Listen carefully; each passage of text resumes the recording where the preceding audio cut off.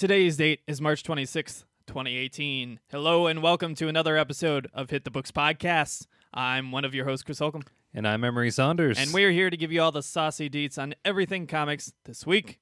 For those of you unfamiliar with the show, this is your weekly comic book podcast where Emery and I, and perhaps a guest, go through the latest news, the comic book releases for your local comic book shops. Please support your local comic book shops. And discuss some topics about the world of comics for your amusement.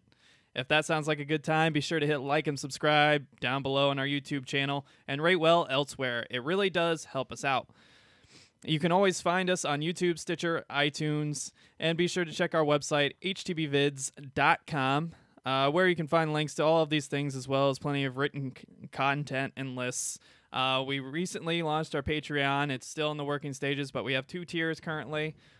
Feel free to go look at that at patreon.com/hitthebooks. No obligation. We're still happy to have you if you either can't contribute or don't wish to contribute. But I'll just put that out there for your consideration. It would really go a long way to helping us maintain the show and improve it. Oh, yeah. So, Emery, what have you been reading? Well, this week's poll was a bit light.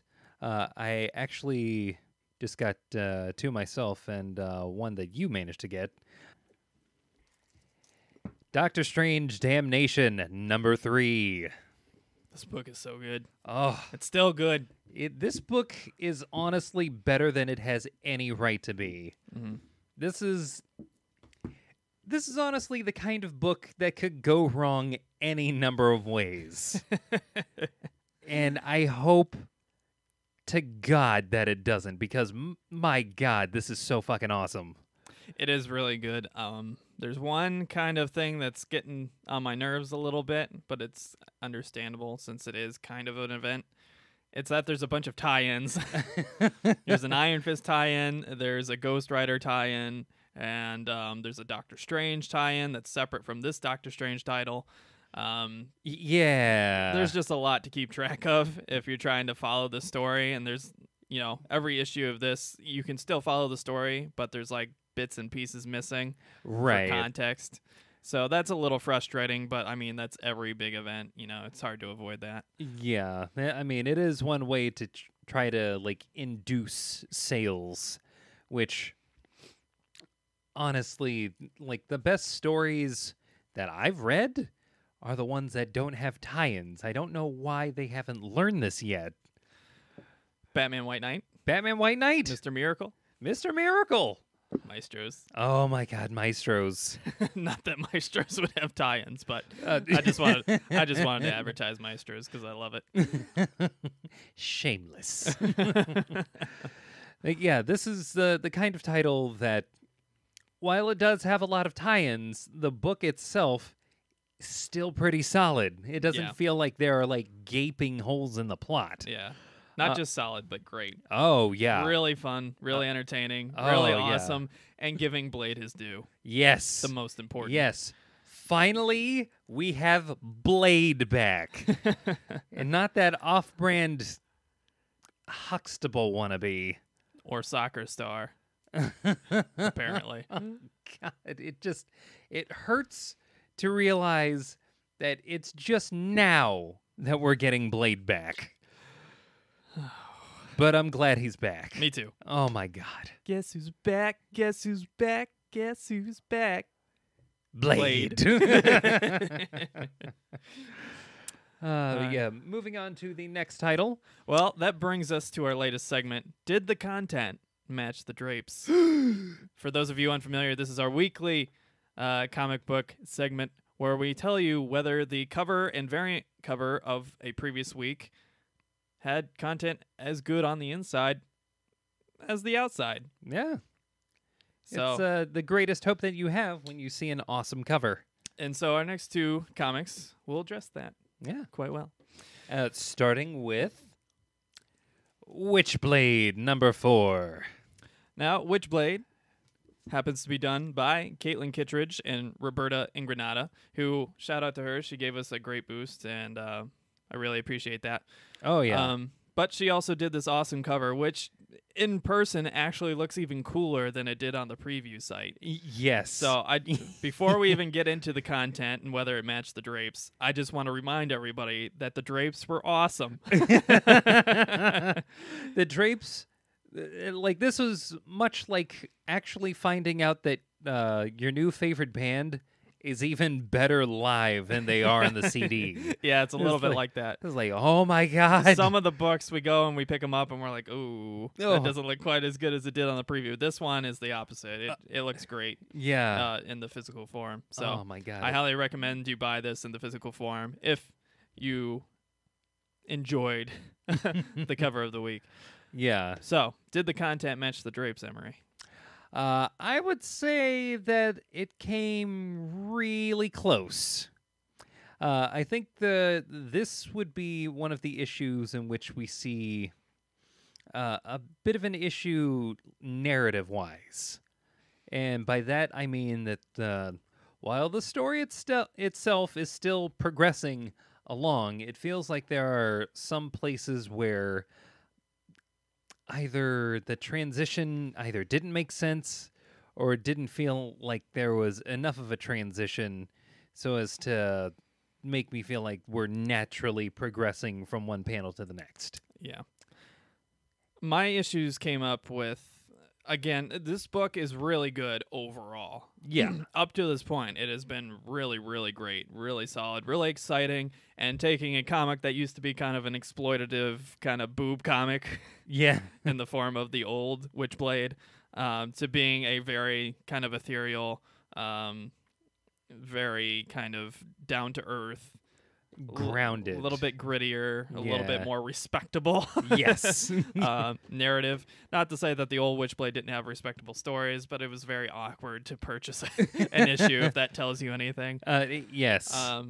With very clearly accentuated boobs on the past Witchblade. Yeah. This one is, as you said, respectable. Yeah, and it's really, really good up to this point. But I've noticed over the past 2 issues, including this one, it's been coming across these same kind of issues and how it tells the story, and where I feel like we're missing a little bit of context for a little too long. Yeah. And there's all these like mystery threads, but none of them are getting explained or addressed, even though there's characters there that could address them or explain them. Right. And I mean, if you're a person that's read the former Witchblade stuff, you probably have an idea of what the things are, and there is a little bit of explanation in each issue. I don't want to paint it like it's not. But right. the way it's told is very confusing and in a very strange order. And there's a few panels in there, which you pointed out to me, where they're talking about the snow and then just nothing comes of it. And just like immediate switch to something completely different. Yeah, and it feels like something that probably should have been cut out entirely. Right. Just because it just threw the progression of the storytelling off and like sent you off in a direction that that had no end. Yeah. Just a dead end road there. Yeah. I would actually go as far as to say that there was quite a bit in this book that happened that if we were going to stick to it, we needed more going in. Yeah, I feel like there just needs to be a little bit more groundwork before they keep progressing this, because right now it feels like there's no reason for what she's doing. She's just, the main character is just going to these places because she feels like it, and then getting attacked ish, right, and then things are just magically solved, and then there's no real explanation. That's where my concerns are coming in, because the first 2 issues were really, really great and really, really put a lot of depth into this character and a lot of explanation. And now it feels like there's a bunch of just loose threads everywhere and nothing is really getting tied together. And right. I'm hoping, it kind of comes together as it progresses, but in an issue-to-issue format where you're only getting so many pages per month, it's starting to kind of flow a little too far away from where it started. Right. So, and one of the things that I could kind of sense here is that there was a bit of there's something that I can sense in a person's writing when I'm reading it, where it seems like this writer is very excited to get to this one really cool thing that they want to do. Yeah, it does feel like that. Yeah. I think you nailed it on the head there. Yeah, there's this one really cool thing that they want to do, but narratively they're kind of jumping to get there as opposed to being comfortable with taking your time to naturally progress to that point. Yeah, so we'll see how it progresses. Again, we both love the book up to this point. I don't want to discourage it too much or make it sound like we hated it. I still enjoyed it plenty. Oh, yeah. I just feel like there's some things that are coming a little loose and getting a little punchy. It's like I'm both wanting more of it and wanting a little less of it at the same time. It's really weird. Yeah. But I'd say it's like just... I would still give it a thumbs up. I would say I would still recommend this while book. The drapes are way up here and the story is still like hovering. The story is still... I would still say it matched the drapes. Oh, yeah. The story is still setting a high bar, and I understand no writing is ever perfect, but, shoot for the fucking stars. Yeah. That's what we want. And then our next comic, which is the very psychedelic. Our variant of the week from last week, with the worst promo description ever. Whoever wrote it needs an editor themselves, or some of those sentences didn't make any sense, and there was a lot of syntax issues. But this one, I think I was very, very pleasantly surprised with. Likewise. This book, being Cave Carson, has an interstellar eye. The variant was by Christian Ward. It's written by Jonathan Rivera and illustrated by Michael Avon Oeming. Oming. O-E-M-I-N-G. I apologize if I pronounced it wrong. Probably either Oming or Emming. But did the content match the drapes? Yes. Yes. I think it's a clear yes, and it completely caught me out of left field after reading that terrible promo and seeing the kind of less than, great initial issue art. Not the variant was great, but the regular art for the regular issue is kind of uninspiring. Right.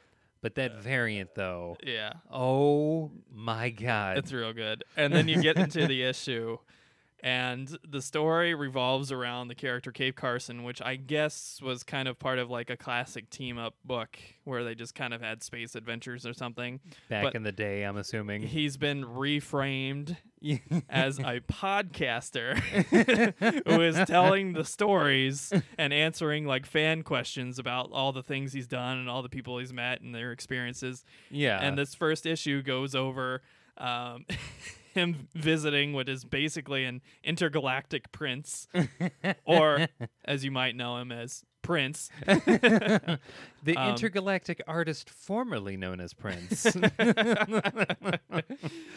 Ow!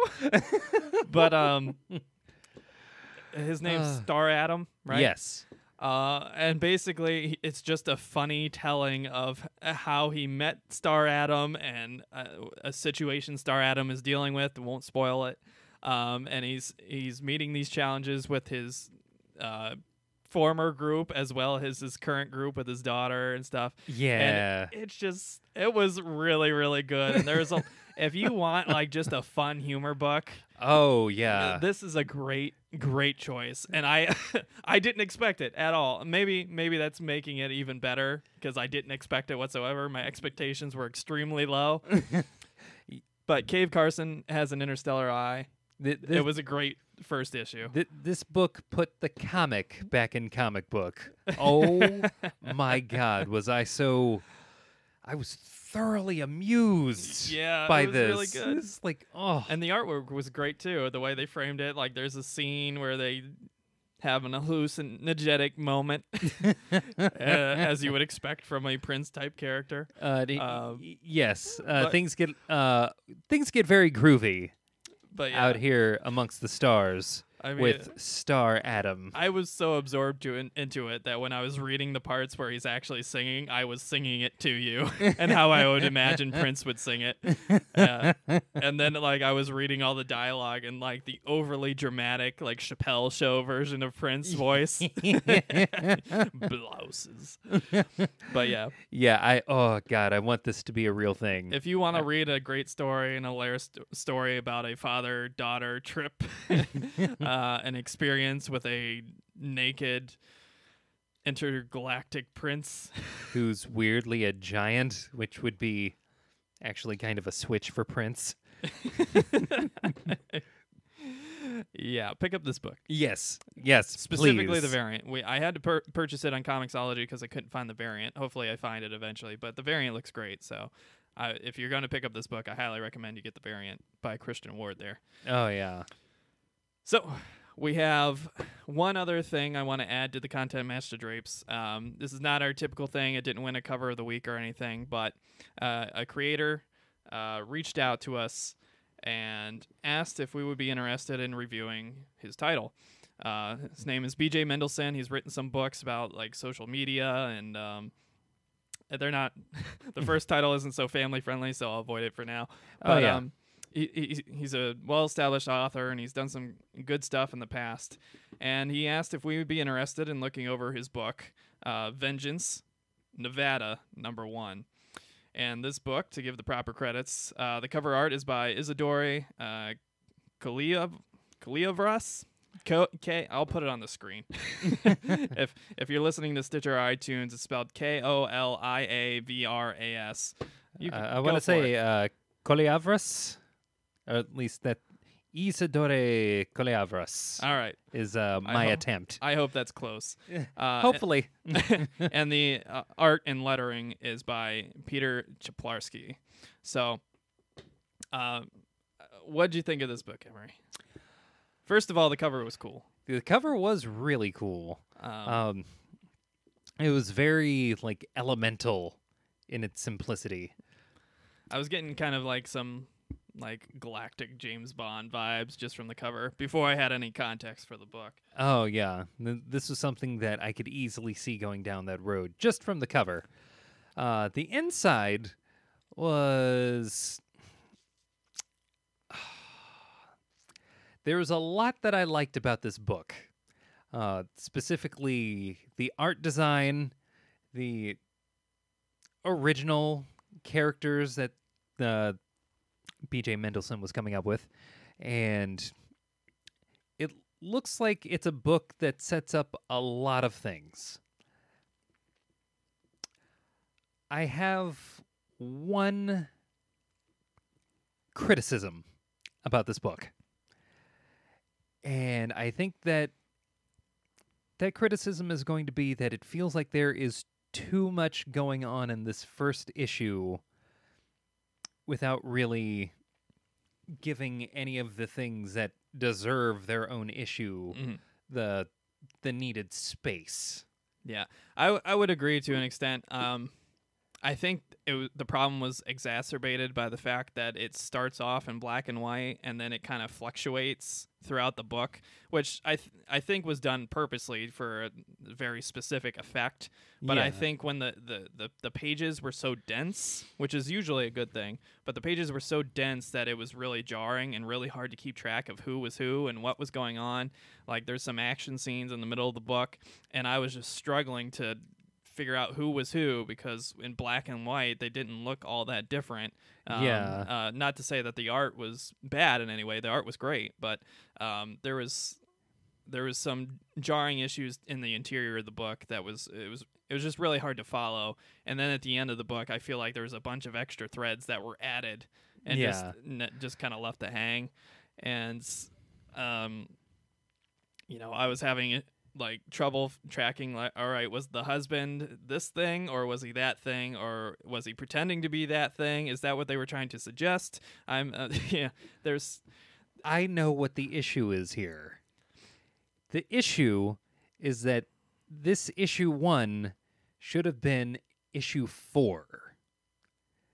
This should have been, I think, more than halfway through the story that we got to this point. I think. Yeah, or this maybe is- even like an issue 2. Like Yeah. I feel like there had to be a little bit more foundational stuff built Right. for the reader. Now maybe I don't know if this is I'm unfamiliar with the title, so I don't know if the issue's building off of a world that already exists, because I know he's written plenty of other things and he's written other comics, but I don't really have any context for that stuff, so it felt very Right. jarring. And then you had the scattered kind of black and white to color artwork that was also making things a little more confusing and just busy. Yeah. It was very busy is what I would say.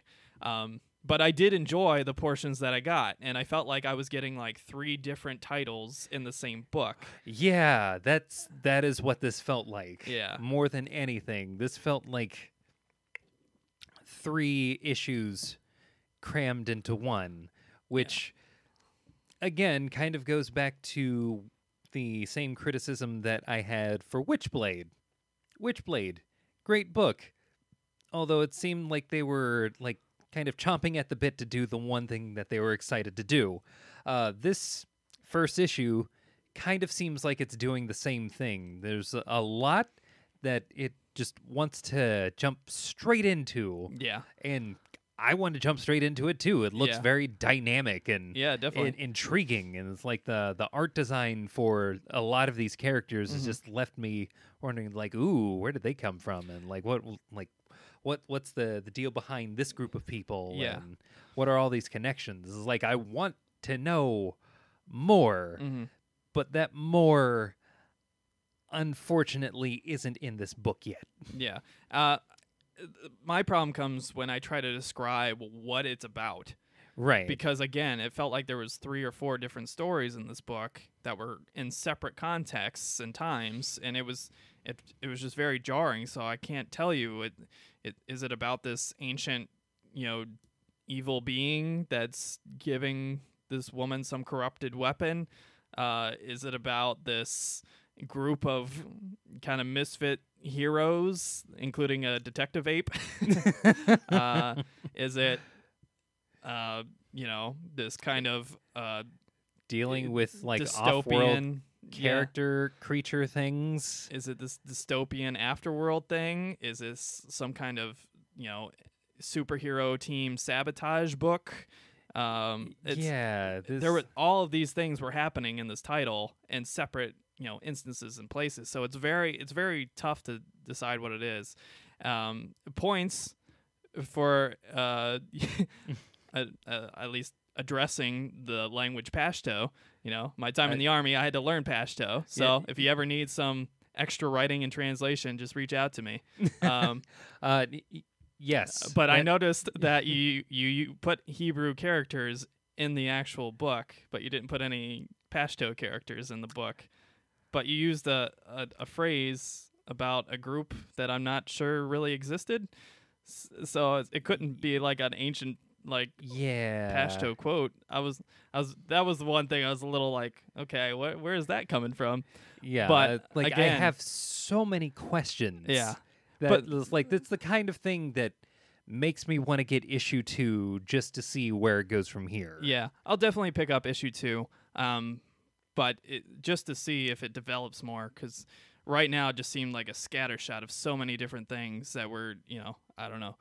I think kind of like the Witchblade thing, where it was trying to jump to what it wanted to do, without giving the reader enough context and enough explanation. Right. But overall, I'd say it was pretty decent. It was fun. I wish that for this particular book, all the art was colored, because there's so much action and stuff going on. It'd be easier to keep track of what's going on. Right. But other than that, I really didn't have any huge complaints or anything. And for an independent creator, I think that was a great start. Oh, yeah, definitely. This is independently created as far as I can tell, and there's no publishers currently. He when speaking to me, he told me he would try to find a publisher for it for a physical copy or physical volume if he sold enough digitally. So there's that. Right now, you can find it on Comixology for $2.99. Again, we didn't get paid for this or anything else. He was just kind enough to reach out to us and ask if we were interested in reading it and talking about it. And I think it was good enough to warrant a discussion. So Oh yeah, um, definitely. I give it a thumbs up. But there are some just kind of contextual things you need to Right. recognize before you hop into it. It's a little busy, and there's too many threads trying to develop at the same time, I think. Oh yeah. Yeah, this is the kind of book that there's a lot of potential here. Mhm. There's a lot of potential here. And it is because of that potential that I am going to be picking up issue 2. So again, it's on Comixology, $2.99. Let's see here, make sure I get this right. Vengeance, Nevada, #1. So look out for that if you so choose and you want to support some independent creators. And thanks again to BJ Mendelson for reaching out to us. So it was really kind of you. And if anybody else would like to reach out to us for any kind of review or discussion or even questions that we could use for topics on the show, fans, you can go to our website, htbvids.com, and click on our you can click on our Contact Us link up in the menu there, and there's some information there on how to contact us. Or you can also reach out to us on Twitter or Facebook. These things are also fine. Right. Our email is probably the most official thing. You can reach out to us on hitthebooksvids, VIDS, @gmail.com for any kind of user questions or any kind of inquiries or anything that you don't want to be public or on a social media site. So Right. just putting that all out there. If you're fine with being public, you can also just post it in the comment section. Yep, that also works. We see all that. It's not going to get lost. Oh, yeah. I guarantee you. You got it. Or tweet at us at HTBvids or on Facebook /hitthebooks. So, Oh, yeah. all right. Let's get into the news. Ooh. What saucy deets do we have? Well, the biggest thing, Deadpool 2 released the new trailer featuring X-Force. The movie premieres May 18th, 2018, as a reminder. It got moved a little bit in response to some other movies like Avengers. So, Yeah. what'd you think?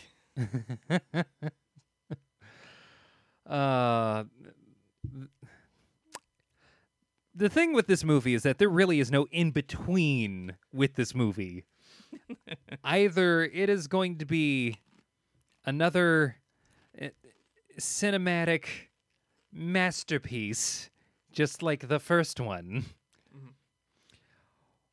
or this is going to be a full-on mess. With that said, I fully expect this movie to be just about every bit as good as the first one.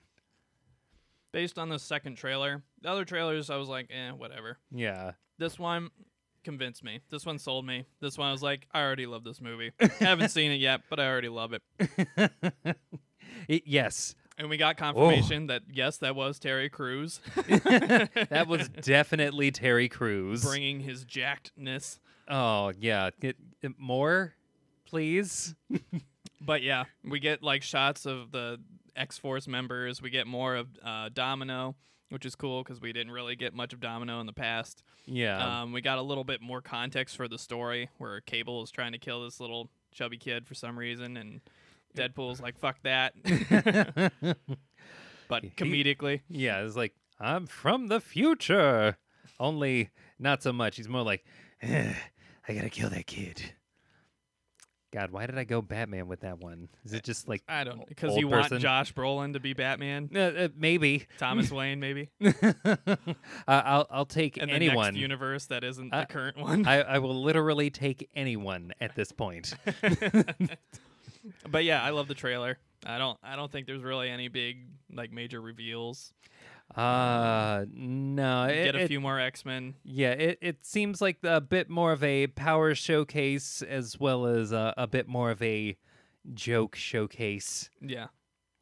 Although I am hoping and praying that they did not fucking spoil the best jokes. I really hope that they didn't make that mistake. Now, see, that's fair, but I feel like the first movie succeeded in making a really funny trailer without ruining every joke that was in the movie. And that's true. I'm hoping that's also the case here. Yeah, So. that's my greatest hope, is that they remembered to maintain the whole we're going to tell you some of the good stuff, but we're keeping the best stuff Yeah. in the movie. So I'm looking forward to it. Again, May 18th, 2018. Like the trailer. Probably going to see it. Oh, yeah. DC has partnered with publisher Somos Arte to release an anthology collection called, wait for it, Reconstruction. No. It's a terrible pun. No. It will feature comic book greats including Gail Simone, Yannick Paquette, who has won Cover of the Week in the past, Dennis Cohen, and John Woodward. It will hit store shelves on May 23rd, and 100% of the profits will be going towards disaster relief and aid for Puerto Rico after the terrible tragedy of Hurricane Maria. It kind of got washed away, no pun intended. Sorry. I didn't mean to do that. First reconstruction and then washed It just came out. I'm sorry. It kind of got lost in the news cycle and everything because of what happened to Austin. To be fair, a lot of things have been getting lost in the news cycle because That's also fair. the news cycle, I feel like I'm just numb at this point. Except for the thing that happened to the school. Of like for that, I wish I could have marched. Yeah. So basically, for those who don't remember, there's just a bunch of hurricanes back to back to back that There were like 3 or 4. Yeah, that hit the coast, that hit Florida, that hit Austin, and that hit Puerto Rico primarily. And those hurricanes all did a ton of damage, especially the one in Puerto Rico and in Austin and southeast Texas. Caused a ton of flooding, ton of damage, displaced a ton of people. I know parts of Puerto Rico still don't have power, and there have been tons of initiatives trying to help them out. And Austin's still in the process of a proper recovery. So heart goes out to you. Hopefully this gives a little bit more recognition, and if you want to help support their cause, go ahead and pick this book up when it comes out. Again, it's terrible name, I know. Reconstruction. RICAN. But it comes out on May 23rd, and 100% of the profits will go towards disaster relief and aid down there. So yeah, this is the kind of thing that I will buy, but also message the people at DC that this was not the name you should have chose for this. yeah, probably not. Next up, we've gotten to see the new Shazam movie logo. Woo! And receive some details. The movie will be, quote, a family-friendly romp. We've also seen some set photos. It's set to release on April 5th, 2019. Okay, first of all, this movie needs to not happen. As long as it is in the current DC universe, it just needs to not happen. Second thing. Oh, that's funny. If you've seen these set photos, and if you're watching our YouTube channel, I'll be sure to put those front and center for you. Emery and I will take a look on the computer here. Yeah. I am about 99% certain he's in a muscle suit. Oh, most definitely. I mean, his arms are the size of tractor tires. This is the same guy who played Fandral, one of the Warriors 3 in the later 2 Thor movies. He was a pretty thin dude from what I remember. And I don't know if they're planning on adding some CG to that lightning bolt, but it looks awful. It looks like a plastic play school slide just sitting in the middle of his chest. I mean, from far away, you can't even tell it's a lightning bolt. It just looks like a yellow blob, a yellow triangle. It literally looks like a jagged yellow triangle on his chest. So, yeah. Which is a damn shame. I love Shazam. I'm a huge DC fanboy, but I want this universe to die, okay? And DC just won't let it fucking die. Let it die. Stop making these terrible movies with these terrible ideas. If they made it officially a part of a different universe... Look at these fan renderings. These fan renderings look so much better. They look so much better. Oh, man. Oh, my God. Look forward to that. Family-friendly romp. I'm like, okay. It's Shazam, I guess, if you go with the pure innocent little Billy Batson, then it works. But it's like I you think have Billy to. Batson's You literally have to in order for Shazam to work. yeah, I don't know. It's like I kind of like the New 52 version where he's kind of a like shithead that had issues because he was a foster kid, yes, and so he would lash out and stuff, and the wizard had to straighten him out a few times and help guide him, and While that makes perfect sense, trying to ground that character in reality, this movie is definitely going to go with yeah, he might have been a foster kid or a kid who got himself emancipated really early, but he's still nothing but sunshine and rainbows, no matter how much the world wants to shit on him. You know what we really need? To start the world over? Kazam. No! I have nothing against Irish actors. The Great O'Neill clan. No. Shaquille O'Neal needs to never come back. Just stay being the type of guy who just talks about basketball. Just do that for the rest of your career. And falls on live TV. Oh my God. When he falls, he falls. Nobody falls like so Shaq. far. Ugh. Next up, President of DC Entertainment, Diane Nelson, will be taking an indefinite leave of absence that's open-ended from Warner Brothers. The departure is due to a need to address, quote, undisclosed family issues and further recover from a recent back surgery. The Chief Digital Officer, Thomas Gawecki, will be standing in for the position for the time being. Now, I think it's just all the coke they're snorting over at WB. Did they fall from snorting coke? They just need to stop. Stop with the DCEU, please. Stop with the separate Joker stories at the same time. I don't know if she has anything to do with any of it, but I'm going to assume she does. But we'll see what happens. Just something to note. I have no way to know if she's been good or bad, but based on the DCEU, I'm going to assume bad. Justice League movie barely broke even. Fuck it, we're doing the Shazam movie. Whoa! Wow! Ride the lightning! Oh, yeah, boy. Shazam! So, yeah. Oh, God. Just thought it was worth mentioning. Next up, Cloak and Dagger has received its first trailer. It will premiere on Freeform and Hulu. I don't know if Freeform is Hulu. I don't understand what Freeform is, but it'll be on Hulu also. Freeform is another channel subsidiary, I think, of ABC. Okay. It'll premiere on June 7th. So we watched the trailer right before getting on to do the podcast. What did you think?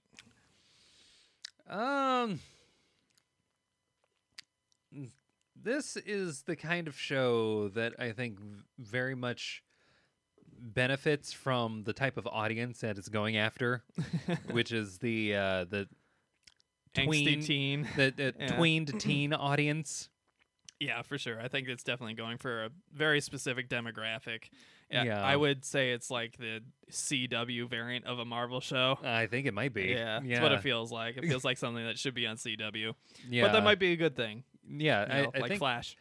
from what I could tell, it looked like the effects were possibly the simplest that they could go with. I mean, it looked fine. Yeah. Didn't look that bad for a TV show. Right. And that's clearly what this is. This is like made for television. My only hope is that it is magically better than the Inhumans. So yeah, we'll see what happens with it. I don't know. I think it'll be fine. I'm not like super excited about it or feel any particular way about it, but I'm going to watch it just because it's Marvel and they tend to make okay stuff when it comes to regular television. Yeah. I think this is their first dive into Hulu and that sort of thing, though. So actually, it's not. Really? No. There's actually a show that's might actually be a little bit similar. That was a Hulu exclusive called The Runaways. Oh, okay. Yeah, I forgot about that one. Yeah. Didn't watch it. That's probably why I forgot about it. But Yeah. If you have Netflix but don't have Hulu, I can understand why you haven't seen it yet. With that being said, get a cheap Hulu Plus account and watch this show. yeah. It was a lot of fun to watch. Next up, Power Rangers has received the most elaborate comic promotional video ever. Oh my god. Starring none other than Tommy, or Jason Frank for you. From the original Mighty Morphin Power Rangers show. The book will be called Power Rangers Shattered Grid, and written by Kyle Higgins, who's been writing the Mighty Morphin book, and I know from his work on Nightwing. And it will premiere this Wednesday on March 28th. So I feel like 3 things need to be said. First, Marvel needs to go to whoever made that video for their promotional videos, because that new launch promotion was just awful. It was the worst comic book promotion I'd ever seen, and this one might be among the best. Yes, for a Power Rangers comic book. Not a line, a single book. Oh my god. It was awesome. Yes. Yes. I really wonder how much Jason Frank got paid for that. And I wonder if there'll be more. I want to say both too much and not enough. This is the kind of thing where it's like it's really hard to gauge the worth of this, and I think that's just going to come through with the sales on this book. I was not picking up Power Rangers comics. I am about to now. The second thing that needs to be said, the new outfits look like Halo outfits. It's like if you took the classic Power Rangers outfits and put them Like over Haloized them. A Halo metal aesthetic made out of plastic. Yeah. Is Power Rangers. I I feel like that's what this equals. He's can- even got like ghosts and shit, like the big spaceships and stuff. More, please. That is my answer to that statement. And my third thing, are we going to get a Tommy versus Tommy versus Tommy issue of the comic? Can we add one more Tommy? Well, yeah, Black Ranger Tommy. So we got Green Ranger Tommy, White Ranger Tommy, Black Ranger Tommy, and now this evil White Ranger Tommy. Known as Halo Tommy. Lord Dracon, according to this story so far. His name's Tommy. Don't tell him that. And one last thought before we go on to the next topic, unless you had something to add. I'm picking it up. You should pick it up too. Oh my god, this Maybe. needs to be the way that Do you know comic the book way? lines Yes. are advertised. Show them the way. You stop it. It's morphin' time. That's more like it. Ugandan. Stop it. Ebola. Stop. That was so much worse. And our final news item. Some new delays and cancellations are in store for you. Sorry to tell you. But only one from DC this time. Thanos number 18 is officially going to be the final issue of the series. It will premiere on April 11th, conveniently right before Infinity War.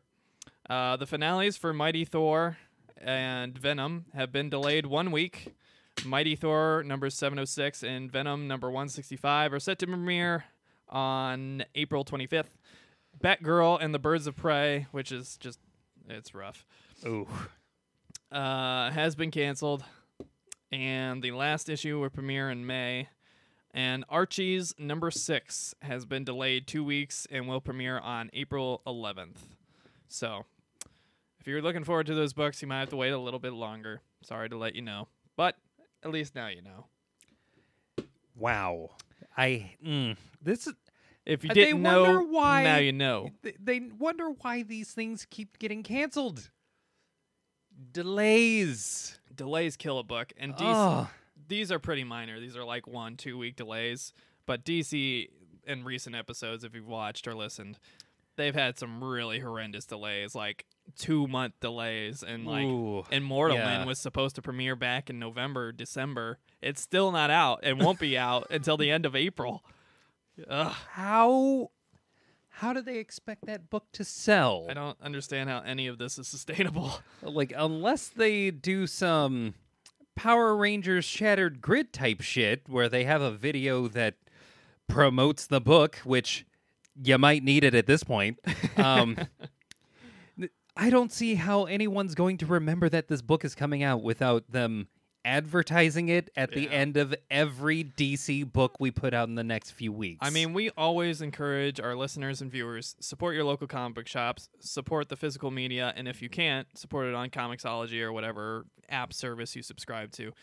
But there's something to be said about the terrible business practices of comic companies and how they run their business. No other business lives paycheck to paycheck like this and sustains itself for so long.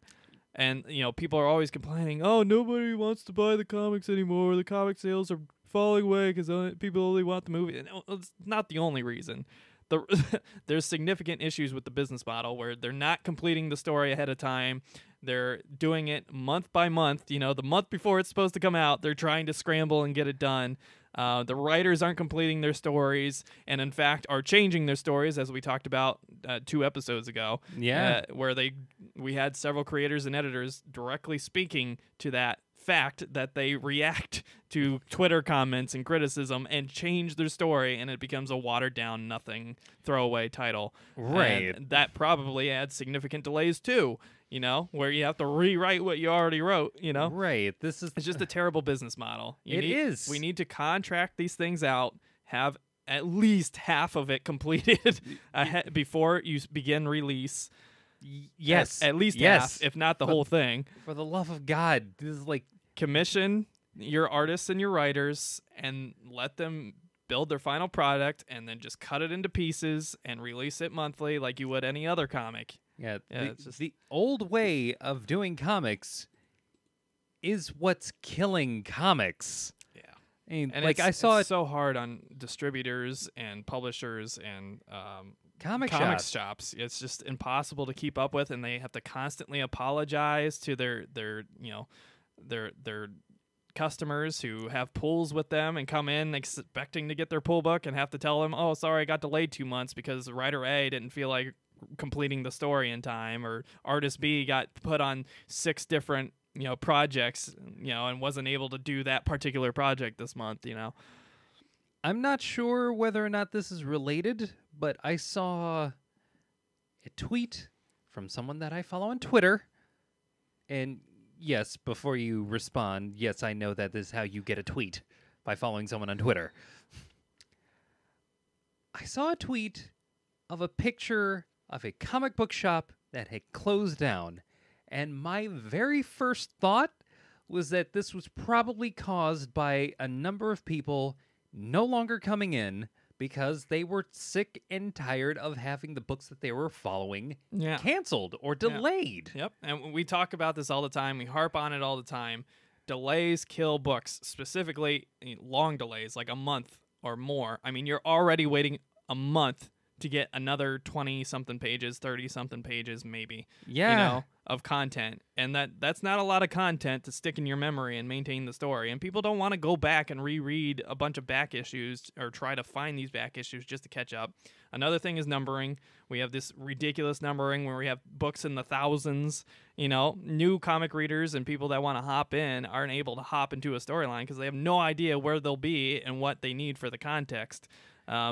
Terrible numbering system. I think that could be easily fixed to satisfy both old fans and new fans alike.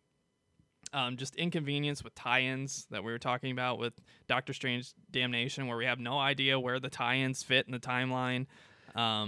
There's just so many different things that need to be fixed about this business model, and I feel like they're so simple. The fixes are so easy and so straightforward. I don't understand how it's gone on this long and not changed. I think they're, from what it looks like in how rigidly they've stuck to this model, it seems as though there might be a fear of changing in a way that requires a level of commitment. Yeah. Because that is exactly what contracting these artists and writers out is. That is committing to their story.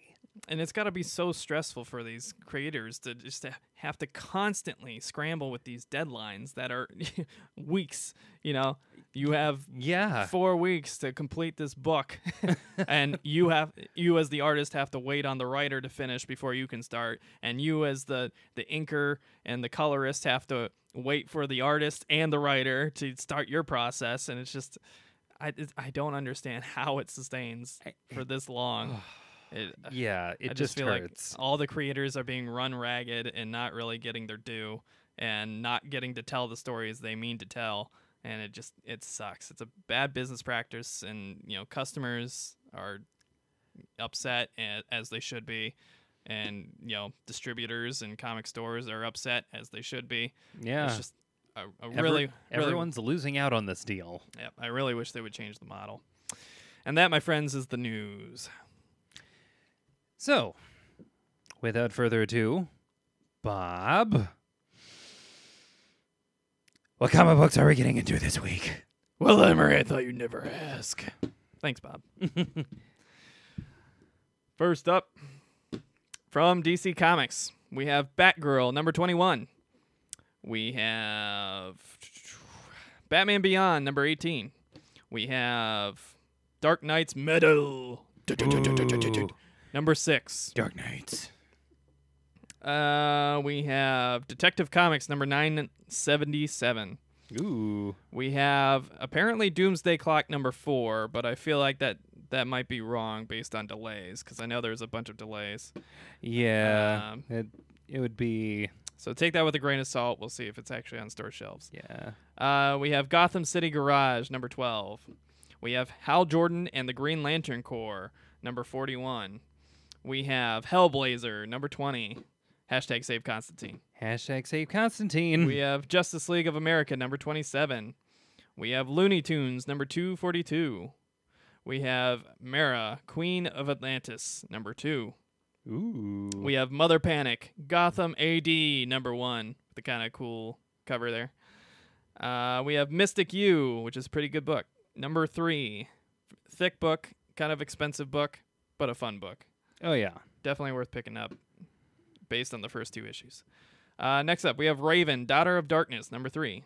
We have Scooby-Doo Team Up, number 36. We have another good book, Silencer, number 3. We'll see if the formula stays the same, though. Yeah. Yeah, we'll see. We have Suicide Squad, number 38. We have Teen Titans, number 18. We have The Demon, Hell is Earth, number 5. Ooh. We have The Flash, number 43. We have The Rough and Ready Show, number 6. We have The Terrifics, number 2. The fun book that is a unabashed Fantastic Four ripoff using old DC characters. Complete with totally not Galactus.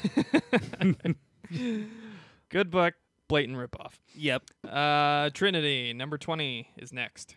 Then we have Wonder Woman, number 43, and that wraps up DC. From Marvel Comics, we have Avengers, number 686. We have Ben Reilly, the Scarlet Spider, number 16. We have Black Panther, number 171. We have Champions, number 18. We have Damnation, Johnny Blaze, Ghost Rider, number 1. Ooh, get hyped. Guessing it's Doctor Strange Damnation tie-in. Oh, yeah. We have Daredevil, number 600, with a really cool Alex Ross variant cover. So look out for that one. We have Invincible Iron Man, number 598. We have Jessica Jones, number 18. We have Legion, number 3. We have Lockjaw, number 2. We have Moon Girl and Devil Dinosaur, number 29. We have Moon Knight, number 193. We have Old Man Hawkeye, number 3. We have Old Man Logan. Number 37. We have Peter Parker, the Spectacular Spider-Man, number 302. We have Spider-Man cross Deadpool, number 30. We have Star Wars, Dr. Aphra, number 18, for you fucking nerds. You want to get wide. We have I'm Ben Swallow. we have the Despicable Deadpool, number 297. We have X-Men Blue, number 24. And that wraps up Marvel. From IDW Publishing, we have G.I. Joe versus the $6 Million Man, number 2. We can build her. They'll make it better. Stronger. But I don't want to spend a lot of money. Next up, we have G.I. Joe, A Real American Hero, number 250. America. You know how that ends. Don't deny it. One day I'll say it. We have Goosebumps, Download and Die, number 1. We have Gem. No, we don't. I know I don't. We have Kid Lobotomy, number 6. We have My Little Pony, Legends of Magic, number 12. How is there one of these every week? We have Star Wars Adventures, number 8. We have Teenage Mutant Ninja Turtles, number 80. Ooh. We have The Crow, Memento Mori, number 1. Holy shit. The Crow's back. My Again. man. No. Starring. No. Starring my man. It hurts. Don't you hate on Jason Momoa. He'll be the Crow and he'll rock it. All right? All right? Yeah, right after he's done being Aquaman. Yeah. My man. Yeah. Dressed as a crow. I dig it. God, no. Next up, we have The Highest House, number 2. We have The Transformers versus The Visionaries, number 4. We have Weird Love, number 23. And that wraps up IDW. From Dynamite, we have A Game of Thrones, A Clash of Kings, number 9. We have BSG versus BSG, Battlestar Galactica. Beats, Bears, Battlestar Galactica. Ooh. Number 3. Office reference. We have Kiss, Cross the Army of Darkness, number 2. Love Gun. Wanna rock and roll all night. And part of every day. Next up, we have so many variants from this company. My God. We have Sheena, number 7. Sweet. If you need Salty some jungle Christ. boobs. Jungle boobs. And It's just jungle boobs. that wraps up Dynamite. From Image Comics, we have Black Magic, number 11. Ooh. We have Cyberforce, number 1. Urgh. We have Days of Hate, number 3. Aw. We have Hack and Slash, Resurrection, number 6. Ugh. We have Hit Girl, number 2. Urgh. All right. We have Manifest Destiny, number 34. Aw. Hey, I like this book. Yeah, there might be a certain group of people who don't. It's a fantasy book. Oh. For those of you unfamiliar, Manifest Destiny is basically Lewis and Clark, but instead of reality, they're in like a fantasy world, and they're exploring this kind of fantasy frontier. So it's like fantasy creatures and people, and all sorts of different weird things. Yeah, final countdown till Fantasy Trail of Tears. Well, damn. Pretty sure Lewis and Clark didn't do that. Pretty sure that was Andrew Jackson's dick ass. After the Supreme Court told him no. Andrew Jackson literally said He made his ruling. Now let him enforce it. And said, and went off and just fucked over a ton of people and killed a bunch of people. Andrew Jackson was nuts, man. People don't realize that man was insane. Yeah. Next up, we have Redneck, number 11. We have Saga, number 50, still going strong. We have The Beef, number 2. Oh my God, hot. Okay.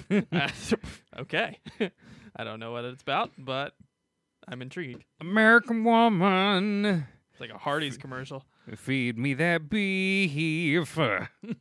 We have The Dying and the Dead, number 8. And we have Void Trip, number 5. That book needs to die. It was fine. It wasn't my taste. From Boom Studios, we have Abbott, number 3. We have Adventure Time, BMO, Bonanza, number 1. BMO. Is that what that is? Yeah. I don't watch it. I don't know. I stopped.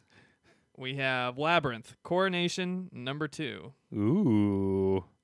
We All have you David Bowie fans. Dance. Dance, magic dance. We have Lucas Stand, Inner Demons, number 2. We have Lumberjanes, number 48.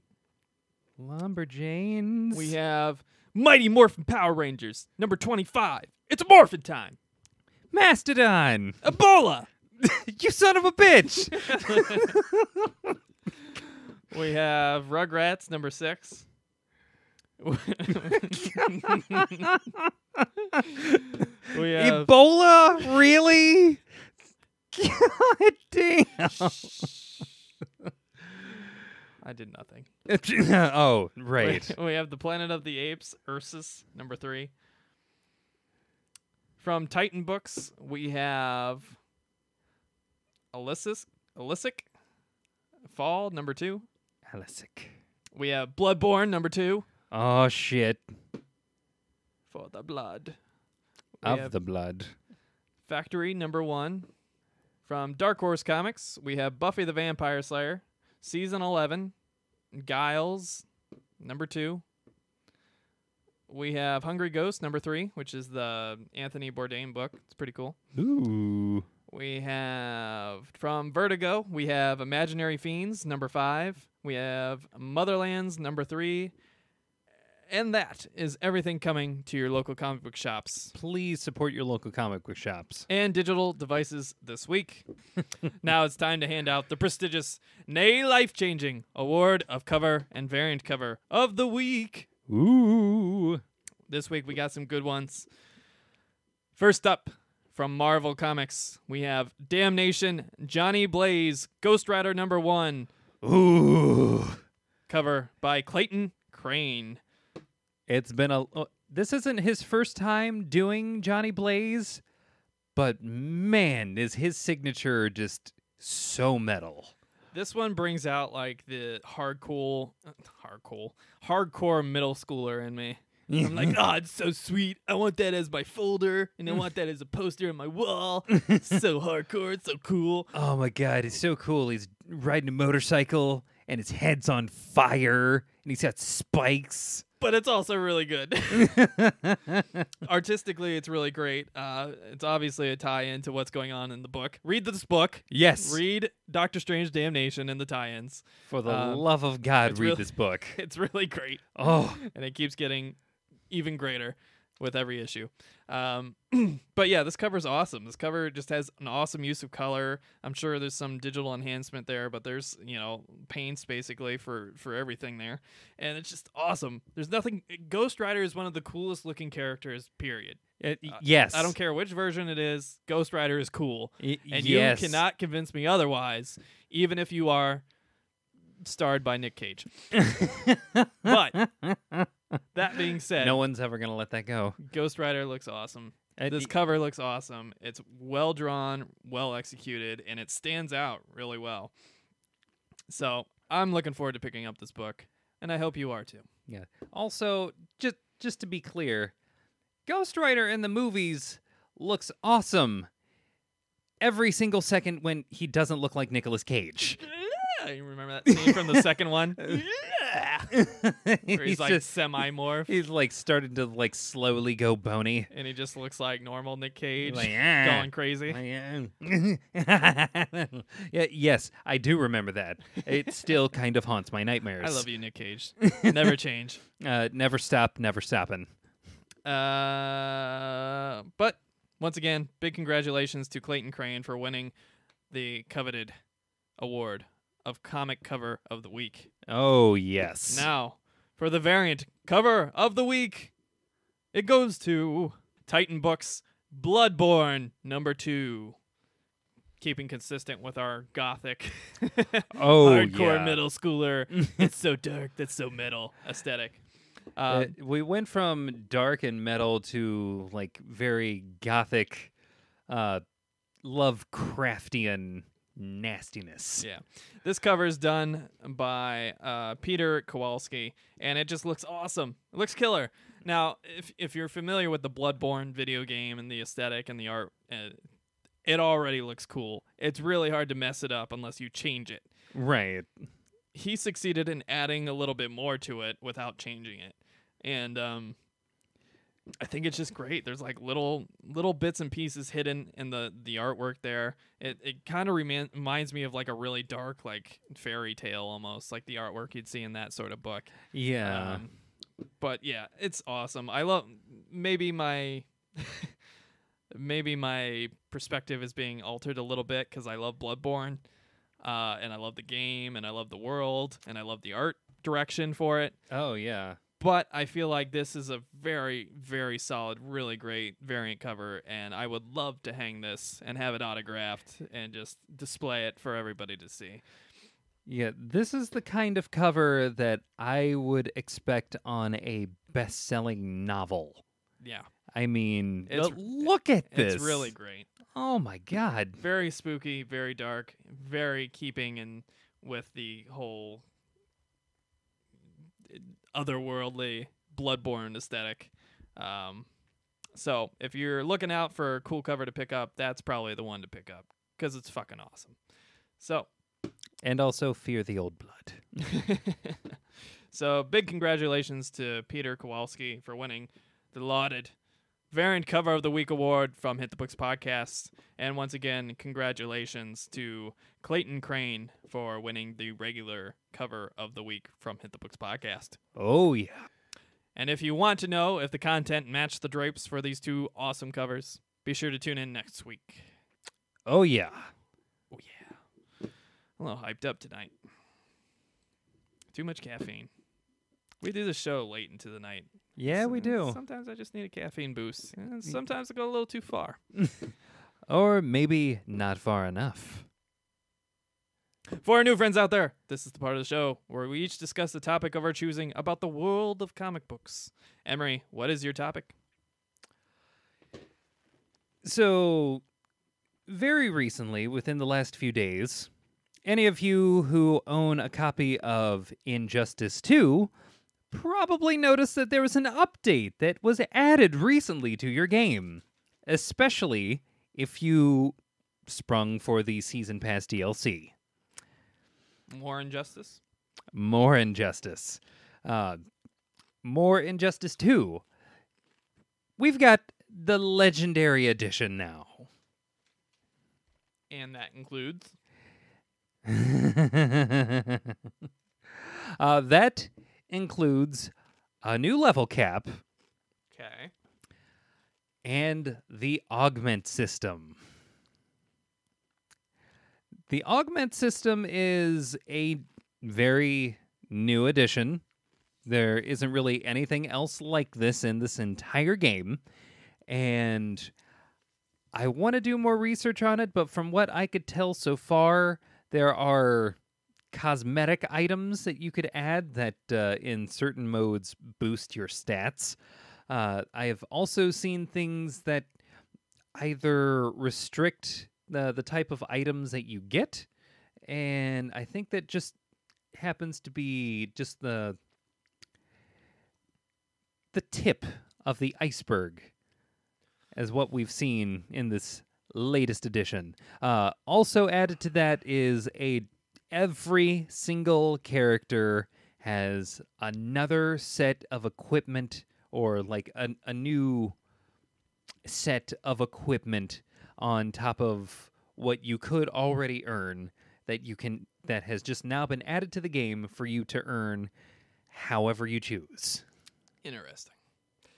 Now, is this paid content? Well, for the things that you can equip as gear, that is all content that is already in the game. You do not have to pay for that at all.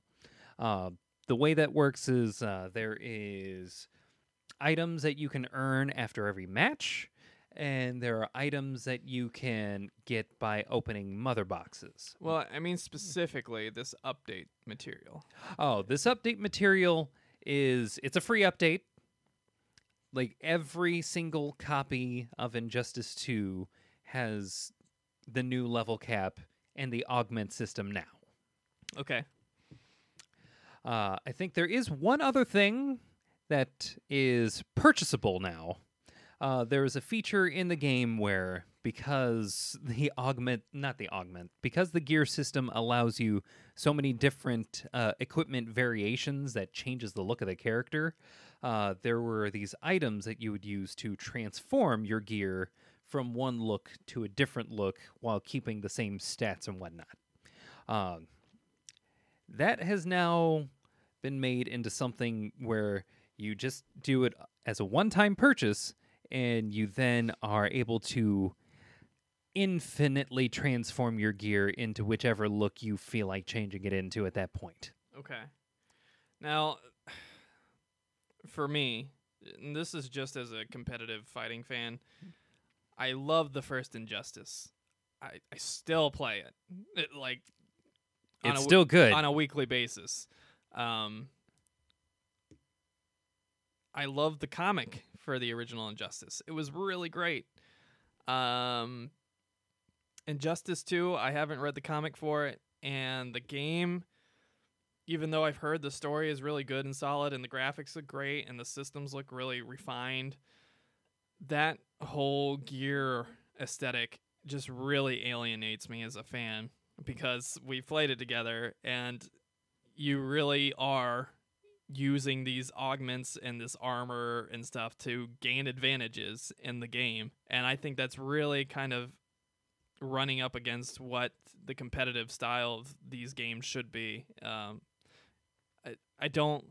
hate that they're adding even more stuff that you can buy, especially that not only gives you aesthetic changes. Like aesthetic changes, I'm all for.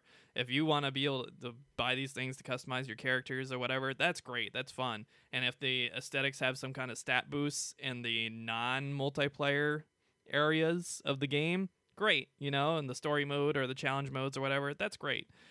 But I don't like it in competitive play. And I think it breaks what is otherwise a really awesome system. And so I keep waiting for sales, and then I don't have money when the sales come, and then I'm like, well, it's not that big a deal, because quite honestly, I'm just afraid of playing this game again, just because I don't like that aesthetic. I hate games that do that, where they make it so they encourage you to augment yourself excessively to gain like a disproportionate advantage, in these games. In shooters, it's like maybe they give you like a kill streak or something, but you have to get that many kills to actually use it, so it's still kind of a fair system, Yeah. Whereas in these fighting games, you can have twice as much health as the other guy, and he can be whooping your ass the entire match, but it won't matter because you have an extra health bar to fucking whoop his ass with, and extra defensive stats and whatever, and so you literally can pay to win in a way, if you have a base level of skill. You can buy all these extra augments and, armor sets and whatever else and equip them and have your particular stat boost.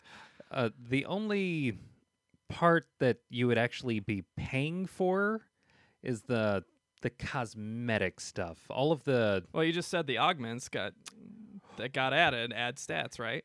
The augments do add stats, but that is a free thing. It's still game breaking. I don't like it. Now, this actually brings up the question, Is there such a thing as too much of a good thing? No. No? No. Whether you choose to ingest that good thing is your choice. It being available is not an issue. In fact, I wish the original Injustice had gotten so much support. Because they basically got one round of DLC and then it was gone. Yeah. And one of that DLC thing was fucking Scorpion. Woo. Woo. Thanks. Yeah. About that. From the way that this game looks, had that game garnered more support, it probably would look like what Injustice 2 looks like now. I don't know. Maybe. I would say that there actually is such a thing as too much of a good thing. Purely based on the nature of our consumerism towards things like this, it is very easy to want to get your money's worth, as it were. Now, there are ways of increasing that value, which would be increasing the quality, making sure that the product that you got was, like, above the standards, like AAA, like the absolute best that you could possibly buy for the amount of money that you spent on this thing. Yeah. And then there's just adding more to it. Like, from what I've seen and all of the things that you could do in gameplay in order to earn all of the other things that you want, like, there's... and this is another thing. This game has, apart from the regular multiverse where you can just grind out ladder matches and get all of the gear that you want.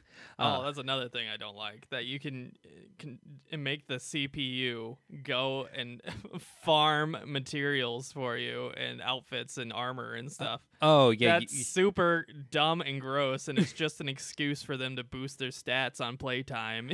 I hate it. I hate it all. Well, there's that. It's so gross. But that was basically a response to them knowing exactly what it would be like for them to play manually every single round of that game. You know how you fix that? You get rid of the lottery system where you're getting these mother boxes that just have random shit in them. It's stupid. You don't need to do that. They're just trying to copy the successful models of all these, like, free to play games, and it's I don't like anything about it. Anything. Well, yeah, there is definitely something to be said about them trying to, and that's the kind of the core issue of them, basically adding and tacking on more to this game than there ever really needed to be. I personally have no problem with the gear system. I personally like crafting different looks for all of my characters. I don't have issues with that. It's my just issues is with the stats is like the system that they award you with the items that you can literally just leave your PS4 on and have the CPU go through all these fucking rounds. The point of the game is to get good at using the characters to earn the stuff and play the matches to earn the stuff. That's the fun of the game. It's not fun if you're sitting there just letting the CPU work for you and just hoping that one of your stupid mother box loot crates have what you want in them. It's a terrible idea. And I hate it. It's just gross, and it's just reinforcing the new age of social media and social gaming and all these things where we'll just let it do its own thing, and we'll hope that my gamble works out and that I get the thing I want, and then I'll set it up again and I'll walk away and just run up the fucking electric bill and just boost this company's stats. It annoys me. Well, yeah. I see what you're saying. Do you? And well, yes. I own the game. I know firsthand what it's like. Just basically creating and we're gonna reward you for not playing the fucking game. That's dumb. This is, and don't get me wrong, I am all for having options when it comes to how you You're killing me.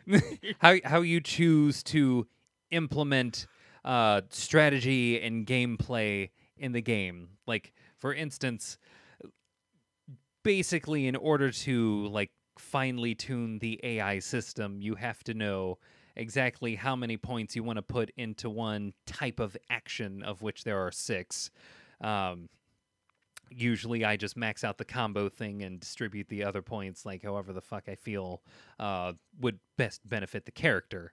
And then I just let them grind out all the items that I want, and then I go and practice. Nothing that you're saying is making me like this game anymore. With that said, I feel like there is something like in agreeance with what you've said. There is something about doing that detracts from the core concept of a fighting game, and that is to get good. Word. And but no, it's just I love the Mortal Kombat games, specifically the last 2, which have been really great. I love the Injustice game. It was out of the whole NetherRealm group. That was probably my favorite. yeah, And this one, it has the awesome graphics that I wanted. It has a great cast of characters. From what I hear, it has a great story. I don't know yet because I don't want to spoil it for myself. right. But I get the general gist yeah, of what's going on there. It looks fun and exciting and thrilling, and the mechanics look just as solid, if not more solid, than before. But it's just all this extra stuff that they keep, tacking reinforcing with this whole lottery item system and the farming of materials using the CPU and just not actually playing the game to get rewarded. It's like the old Mortal Kombat ladders. You'd go and do these ladders and get some kind of reward or some kind of backstory snippet or something as a reward, and then you'd go use those coins in something like the crypt or something else Oh God, to the unlock crypt. to unlock more characters or some fan art or some costumes.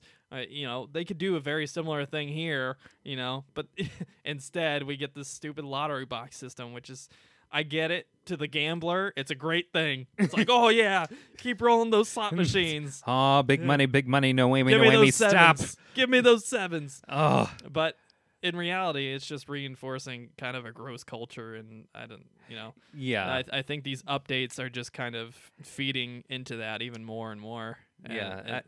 There was another thing that you mentioned that I thought I would address as well. The concept of basically adding longevity to a game so as to boost the stats of that company insofar as that game is concerned online. That, which is specifically most prevalent in Steam, is... Yeah, that's not good. No. That is not a good practice. Like No. that. I mean, we saw that should how be based poor- on the yeah. like core gameplay alone, and not the enticing people to play the game solely so that they can craft. And that's what this game is. This is basically crafting the character you want. Yeah. So, I mean, again, I don't have an issue with that if it's, on your story mode or whatever. It's like an RPG thing. But when it's in competitive play, which is the primary market for a fighting game, Yeah. that's where it just feels really excessively gross. And like you're literally farming your CPU and farming your electric bill and giving them positive stats that they can put out to all their press and their, stockholders, just so Yeah. that you can get these stupid gears and not actually play the game. Just the point of any game is to play it. I don't like anything about that, and it really rubs me the wrong way. Even though I want to play it because of the great graphics and the great voice acting and the great story, and The faces are so real. Oh my God. it's just so frustrating. Just so frustrating. It looks like you have quite the hurdle to get over in order to get past. It's a strong moral hurdle. Yeah. Yeah. I might have to rent it or something. Maybe that'll be a way I can soften kinda you up a little bit. overcome it, or maybe I don't know. Yeah, I mean, I think that the question still remains, like, at what point do we say that enough is enough. Was like, and not so far as like, nah, it's like you've crossed a line and I don't want to buy this game. That's not what I'm saying. I'm saying, like, at what point do we say that we have enough of this game and we don't need more in this game? Now. Is that enough? Is that what you're looking for? I don't have I don't have issues with games just continually getting content because it keeps people interested and it gets them back in the press from time to time, and people can like return to the game, and it makes sure that the game lobbies don't die, you know. And this is definitely I'm a big one Evo approach guy, to so it. I like watching these games on Evo and stuff like that. So I mean, I don't have any problems with sustaining a game, but I just feel like it's gross when all it's doing is incentivizing you to participate in this lottery system, and you know. Yeah, I mean that is probably the big thing that you are going to realize going into this game is that a lot of it is lottery, and a lot of the time that I spend playing that game, I am honestly hoping Playing like it. I play that game. Oh, okay. Don't you give me that look. So I remember when you were showing it to me, you spent half the time letting the CPU play for you, so you could earn some turtle items. Yes, I did do that once. That is something that I like to do while doing other things. With that said, there is, and I'm going to admit this, there is a lot of that game that I spend just hoping I get the item that I want. Which begs the question. Sorry, I got my mouth full. Didn't expect to come up with a question right now. Oh, yeah. It's cool. What are you going to do when you get it? Is it going to be like that South Park episode where they're all playing World of Warcraft just to get rid of this one asshole who keeps killing them? And then they finally do. Then after all of that time, you sit down, what do we do now? They go, we play the game. That's how I feel like you're going to be once you have all the little aesthetic items you want. I mean, what do I do now? I play the game? It's like, is that what I want to do? Am I sure? But what are you playing for anymore? Because you just let the CPU get the reward for you. There's no point to play the game now. I mean, and this is going to go into like online. That is exactly the entire reason for crafting my own image of what I think my green arrow should look like. Stats are us. With your hipster mustache now, your wax mustache item. Right. God damn it. Stat boost. Didn't know wax had such a great effect. Yeah, it made it aerodynamic. Oh, no. Yeah. Oh. Yeah, I went there. Oh, no. Reconstruction. Oh, no. I think that's a perfect spot to transition to the next topic. About as smooth a transition as we can get. Now, my topic is it's a little out there. If you could steal any character from a comic book company and insert it into another comic book world, who would it be, where would they go, and why? Now, this is a question I've entertained a few times, and I've sometimes thought of things I'm like, that would be kind of cool, but it's more of like a crossover thing. Yeah. But I mean, you take all the canon, all the backstory, all the stuff, you completely strip it, put it in the new universe. They're there permanently. Say DC comes over and says, I like that Ghost Rider. Not really using him. Can we have him? And Marvel's like, yeah, sure, for $6 billion. And DC snorts a line of coke and goes, Ride the lightning! Let's do it! Deal! And then they make a terrible CG movie out of it. Ooh. Terrible third act CG movie out of it. Yeah.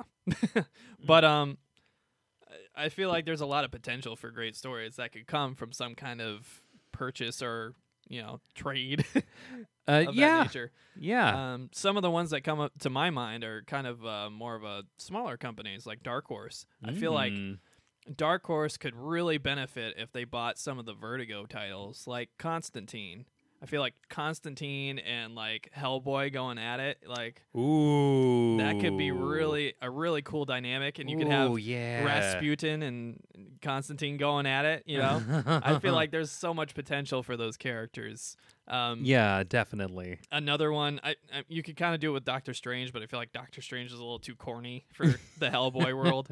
But I feel like Swamp Thing and Man Thing, both of them could probably get swept into that. And anything having to do with kind of the green and the red, you know, Animal Man being the red and the green. And I feel like if you took all of that stuff, which originated in Vertigo, and you just put it in like the Dark Horse world, it would it would merge really well and really cleanly. And you could have some really cool dynamics with a lot of those groups. Interesting.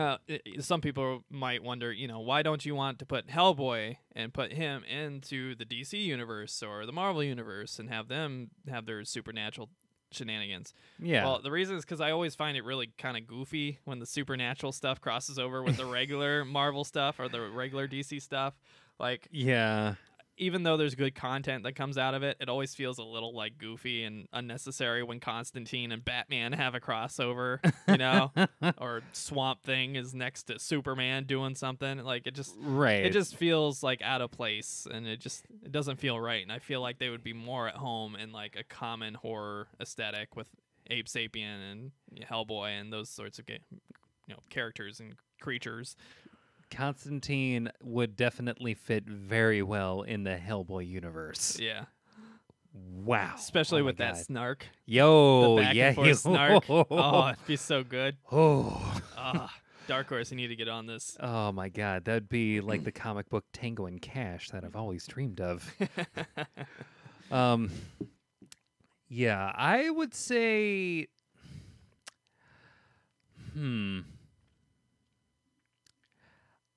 I would want the Imaginary Fiends characters.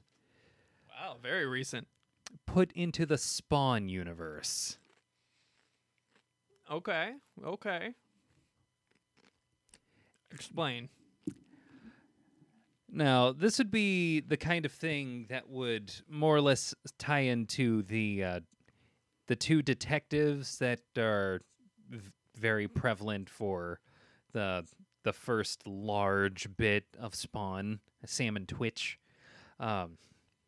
Imagine for a moment these two stumble upon a very odd case.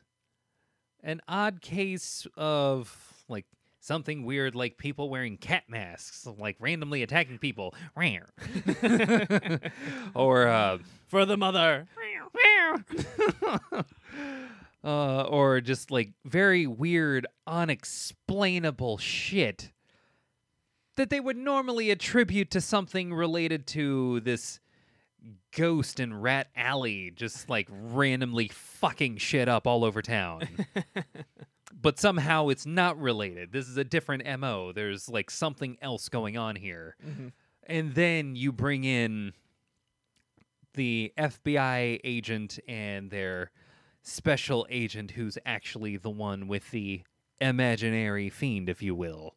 And then having those characters interact with a villain that would normally belong in imaginary fiends, but then having that affect part of Spawn's world, and then having someone like Spawn showing up and dealing with this bullshit. It's like, oh my God. This would be the kind of thing that would be, I would think, would make well for like a huge like event. Yeah. I have another big one. Ooh, okay. I think you're going to like this one. I would love it if Marvel could acquire the rights and the whole canon and backstory for Static Shock and make him an X-Men. Oh my God, yes. Isn't that sign me the fuck up? That is a match made in heaven. Like, it's so obvious because DC does squat and shit with this character. Absolutely nothing. They do nothing with him. When they do make the kind of flaccid, half-assed attempt, it's terrible because put terrible rushed art on it, and the story doesn't make sense, and the writing's really random because again they're stretching people too thin on terrible deadlines, and it just But Static Shock has so much potential to be an awesome character. I mean, X-Men already has the kind of aesthetic of young and youthful and kind of snarky and fun, and his powers fit perfectly because I'm pretty sure there isn't a big headliner electricity X-Men yet, as far as I can remember. Storm, but she's the weather. She's the weather, so she gets electricity's just a part of it. Yeah. But to main on electricity and lightning. Yeah. And oh my God, yes. And ride on sewer grates and stuff. Yeah. But, yeah, I feel like Static Shock would fit perfectly with the X-Men, and I feel like Marvel is the type of company that could do Static Shock well. Yeah. Whereas DC is a little... They take themselves a little too seriously sometimes, and they don't really execute very well in the comic form. Right. But the cartoon was a lot of fun, and I think it's because of the cartoon that we want him back. There's so much you could do with that character. Fun fact for you. Same guy who voiced Jon Stewart on the Justice League. Phil Lamar? Yeah. He also voiced Static Shock on that show. Oh, my God, yeah. There's an episode where they cross over, and they're, shouting at each other. That must have been really weird to do in the studio. It's okay, sound like a teenager. All right, okay, guys. All right, now, sound like you just finally got out of active duty. Beefcake! I'm Jon Stewart. But, yeah, I feel like that would be a perfect fit. I mean, if you're familiar with the character at all, I feel like it would be very commonsensical. I could see Static Shock with the X-Men, with Spider-Man. Static Shock and Spider-Man. Those Holy groups would be shit, awesome. boy. Yeah. Ooh. So, just throwing those ones out there. That is a really, really good one. Yeah. I'm going to throw one out there that honestly, I think they just need to commit to. I think DC needs to get the rights to the Teenage Mutant Ninja Turtles. There have been a lot of crossovers of late. Yes. But how are they going to handle... I mean, to be fair, they have a lot of ridiculous stuff already. Yes, they do. I don't know how it would fit aesthetically, because I feel like the Turtles are more fun and... I don't know. There have been dark versions, but I feel like generally they're kind of fun and lively, more maybe towards the Marvel side. But it's funny you should mention that. There's actually a CG cartoon that has been around for a while. I don't know if they're still making seasons, but this is a type of show that actually managed to blend some of the more serious tones from the original comics and blended into the kind of fun, lighthearted approach to it.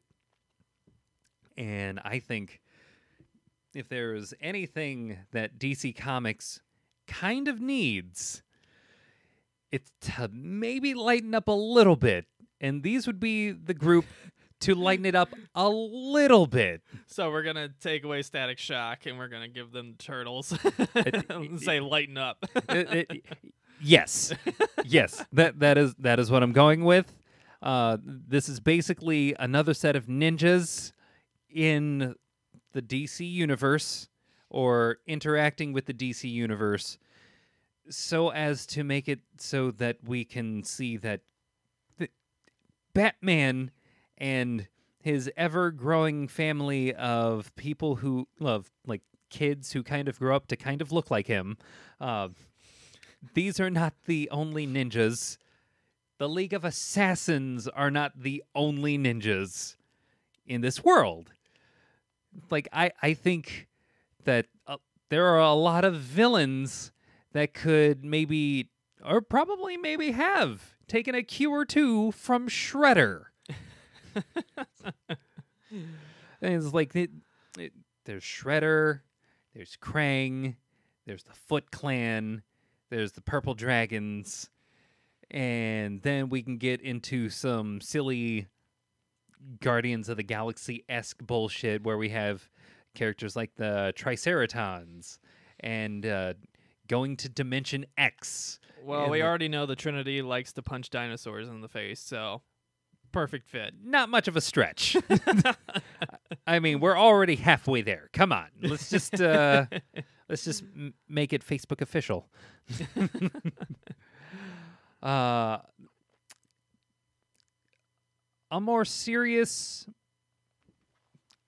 approach to that question, something that I would pluck out of a corner of another universe and put it in one where I think it fits better.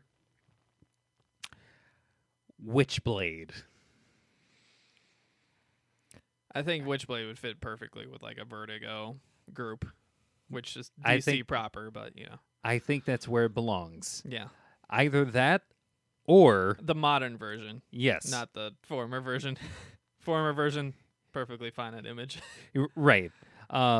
Or I would actually probably campaign for Witchblade. And there's a book that was also kind of loosely related to that called The Darkness, which I would like for them to do a... I believe in a thing called love. No. Different Darkness. Oh, Different Darkness. damn. This one is way more edgelord, if you will. Less furry purple monster thing. Less that and more tiny little goblins that you can only summon as long as you never, ever actually procreate. Once you procreate, you die. Hot. Witchblade and the Darkness, which in their earlier incarnations, outwardly, they looked aesthetically very similar. These were two characters that I always wanted to be brought into. Again, going back to Spawn's Image title, that world proper has a lot that I think would blend very well into what's been established as Witchblade lore at this point. Yeah, I agree. Yeah, that'd be a really good fit there. Are there any other big ones that really stand out to you? I think it really hit on. I mean, there's one we haven't touched, but I think would be pretty obvious. Spawn and Hellboy put together in the same universe. Oh, sweet. The world couldn't handle it. I think Spawn just moving completely over to Dark Horse would be great if Todd McFarlane didn't own it and also own Image. So, Oh, yeah. Oh, that would be a hard purchase to follow through on, but I think they would be perfect for each other. Invincible. Invincible is a good one. Invincible. Where would you send it though? Ooh. Because there's a lot of dead people on that book, and I feel like Marvel and DC are not big fans of dead people unless they're replacing them with a different version of the same. Yeah.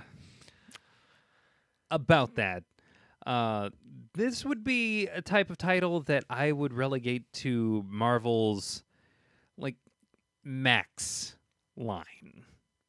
Okay. Like, kind of like what they had for the Punisher, where things were real dark, real gory, real gritty. I would put them, the entire cast of Invincible, into a Max line. One, for the Pretty sake hardcore, even for Invincible. yeah. Yeah, and I think Invincible would actually benefit from it. That book really doesn't need much of anything except for just basically more name recognition, Yeah. honestly. I would actually be fine with Invincible going to not Vertigo.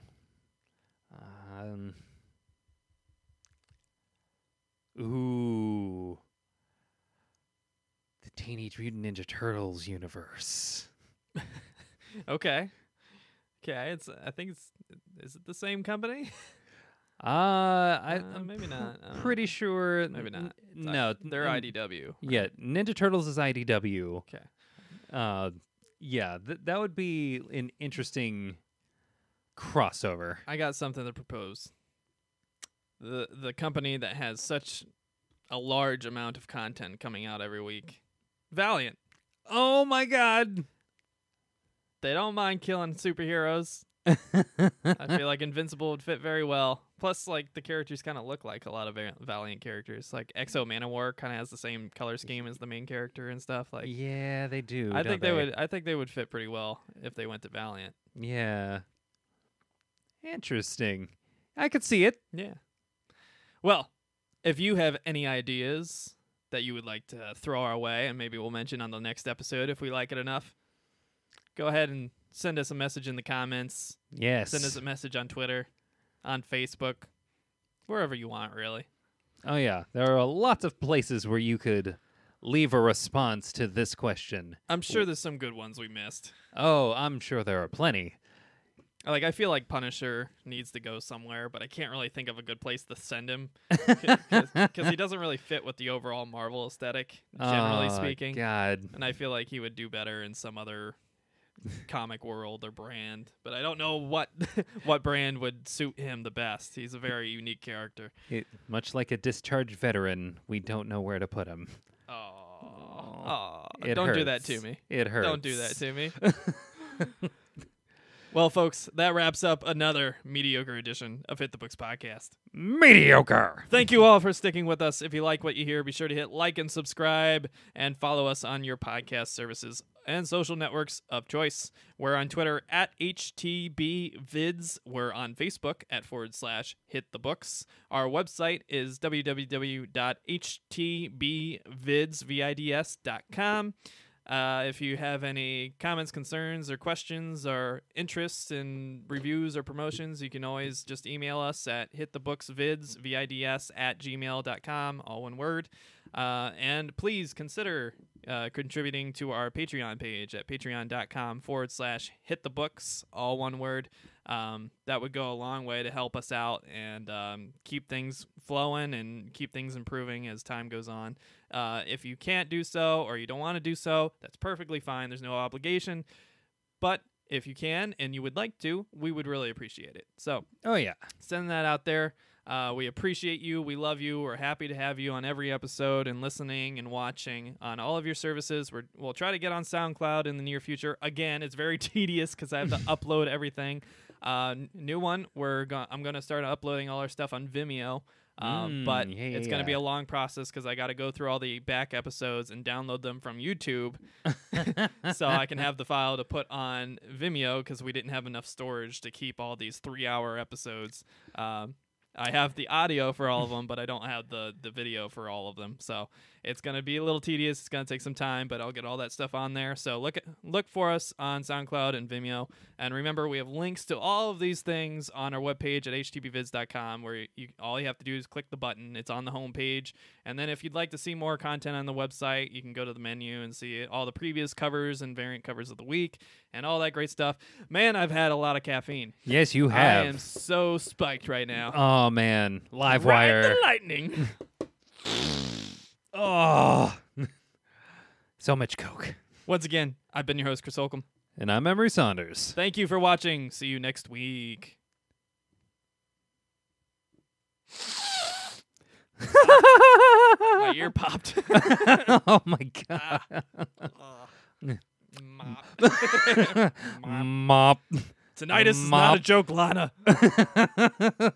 That is how you get tinnitus.